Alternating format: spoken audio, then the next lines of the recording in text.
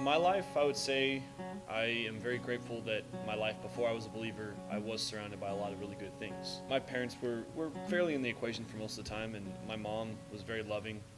There wasn't, I didn't come from some kind of really messed up background. I had a lot of people really caring for me. But I would say that my reactions to everything, there were a lot of weaknesses on my part that made my life not as positive as it probably could have been.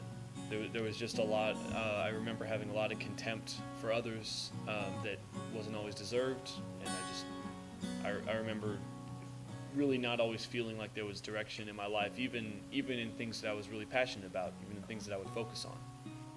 I always felt very insecure about what other people were thinking, and very hateful of whatever their opinions might be.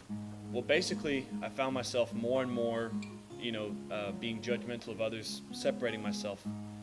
But all the while, for years I'd been exposed to the Word of Jesus. I knew a decent amount about it.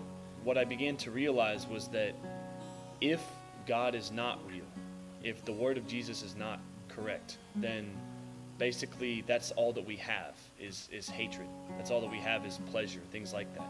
God offers us an alternative. He says that you can forgive everything that everyone's ever done to you.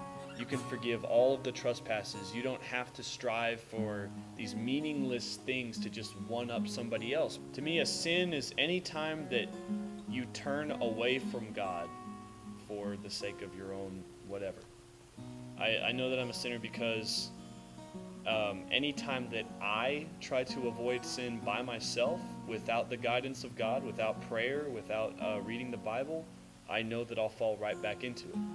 Jesus is the Son of God. He laid down his life. He was crucified. He sacrificed himself so that we could be free of sin. He was resurrected to show that he can overcome death, that his word can overcome death as well.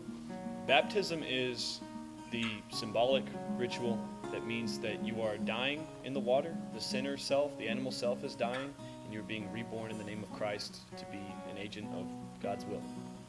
I want to get baptized because after the last months of improving my commitment to all this the best that I can, I've realized this is the way to go. Every day feels like the first day of my life. Every day, the passion, the positive passion is just always there in all things that I do, and I can feel the love of God. I can feel the guidance of God in situations, and I feel truly free from the things that used to hold me back, all my own personality flaws. I feel like I really have been given the power to let those things go.